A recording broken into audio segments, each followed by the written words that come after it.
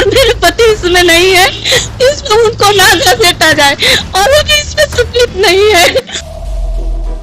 अशोक दुबे हत्याकांड के मामले में नामजद हैं।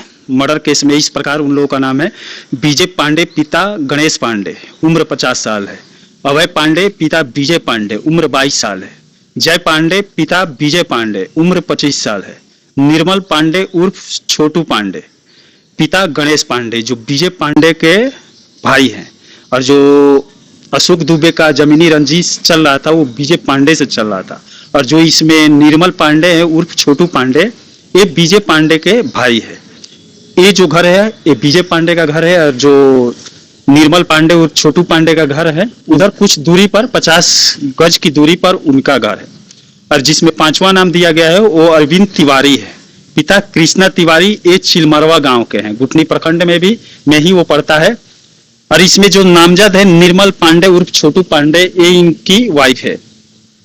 अब हम लोग पक्ष विपक्ष दोनों तरफ का दिखाना पड़ता है। अब जिनका FIR में नाम पड़ा है इनका कहना है जो ये नाम है छोटू पांडे, इनका कहना है कि ये निर्दोष है, ये इसमें शामिल नहीं, लेकिन इनका इसमें नाम डाल दिया गया है। आइए इनसे बात करते हैं हम लोग। आपका परिचय क्या हुआ? छोटे पांडे की पत्नी है। क्या नाम है आपका? शशि पांडे। शशि पांडे। क्या इस मामला में आप क्या कहना चाहती?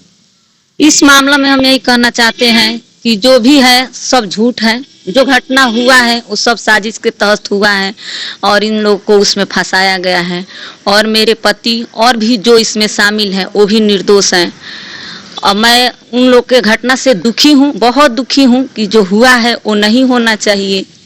मेरे पति तो बिल्कुल निर्दोष हैं। मैं जांच के द्वारा इससे मतलब दुनिया को, मीडिया को, उनके घर वाले को, सबको दिखाना चाहती हूँ कि इसमें मतलब सही जांच हो और जो मुजरिम है उसको पकड़ा जाए।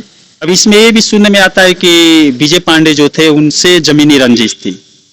जमीनी रंजिश उन्हीं से न थी। अब विजय पांडे के ये भाई हैं छोटू पांडे जी। हाँ, तो उसमें वो पहले भी धमकी दिए थे मारने के लिए? नहीं, ऐसा कुछ नहीं दिए थे, मारने के तो धमकी दिए ही नहीं थे। हाँ, रंजिश चल रहा है जमीन का, धमकी नहीं दिए थे मारने के लिए। कई दिनों से ये लफड़ा चल रहा था जमीन का? अभी मुझे इतना नहीं पता है, हम लोग यहाँ नहीं रहते हैं। तो आप अपने पति के बारे में क्या कहना चाहती? वो कहाँ थे उस समय? वो इस मामले में कभी आए थे कि नहीं? विजय पांडे अशोक दुबे के मामले में, जमीनी मामले में कभी घुसे थे कि नहीं?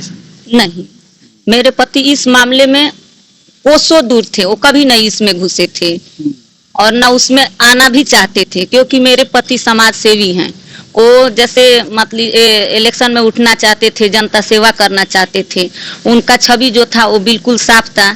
इसमें उनका छवि गलत दिखाया जा रहा है कि जो कि जनता का सेवा ना करे। जीरादेवी विधानसभा में वो कदम रखना चाहते थे, राजनीति का शुरुआत वहीं से करना चाहते थे जी, तब तक यहाँ पर वो गलत आरोप में फंसा दिया गया जी।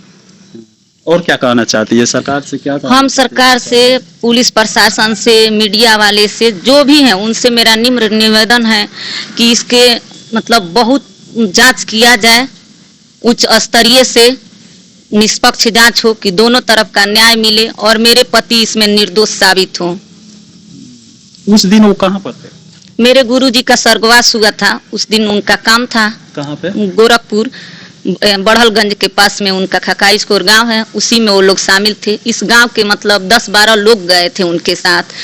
मेरे मतलब भसुर भी गए थे और ये भी गए थे, इस गांव के 10-12 लोग भी गए थे उस समय, जिस समय मर्डर हुआ। हाँ, जिस समय मर्डर हुआ तो पता नहीं किस टाइम हुआ। ये लोग तो 11 बजे से ही सुबह के चले गए थे। कितने बजे लौटे थे वो लोग? वो तो रात को हमको लग रहा है कि 12-1 बजे तक आए, क्योंकि पूरे गांव के साथ गए थे। जब गुरुजी का कार्यक्रम खत्म हो गया तब वो लोग आए हैं।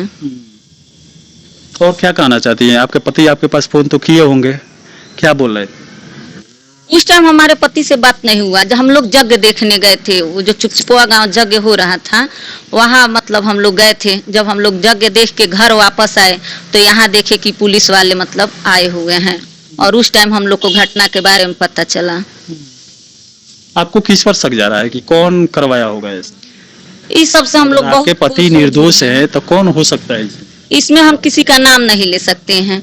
मेरे पति को फंसाने के जरिया है साजिश, और साजिश के तहत उनको फंसाया गया है।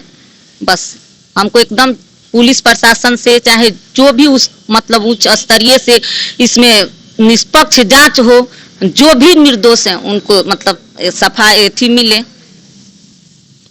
अब यहाँ पर निर्मल पांडे उर्फ छोटू पांडे की वाइफ का कहना है कि जो उच्च स्तरीय से इस मामले में जांच किया जाए, जो निर्दोष हो उससे न फंसाया जाए, जो दोषी हो उसे ही सामने लाया जाए।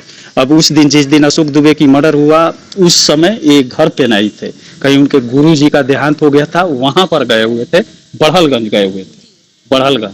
अब दिन में 11 बजे के ही निकले थे। उसके बाद शाम को जिस समय मर्डर हुआ उस समय यही यहाँ पर नहीं थे, उधर ही थे।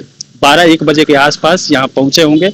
अब चलिए, ये जो रखना चाहती थी अपना मत इस मामले में, वो आपके सामने रख दिया। अब देखते हैं इसमें पुलिस प्रशासन छानबीन में कहाँ तक पहुंची या क्या सामने लाती है, वो तो आने के बाद पता चलेगा। मनिंदर, सुन लीजिए, हम बस यही चाहते हैं कि इसका निष्पक्ष जांच हो और मेरे पति इसमें नहीं है, इसमें उनको ना भेटा जाए।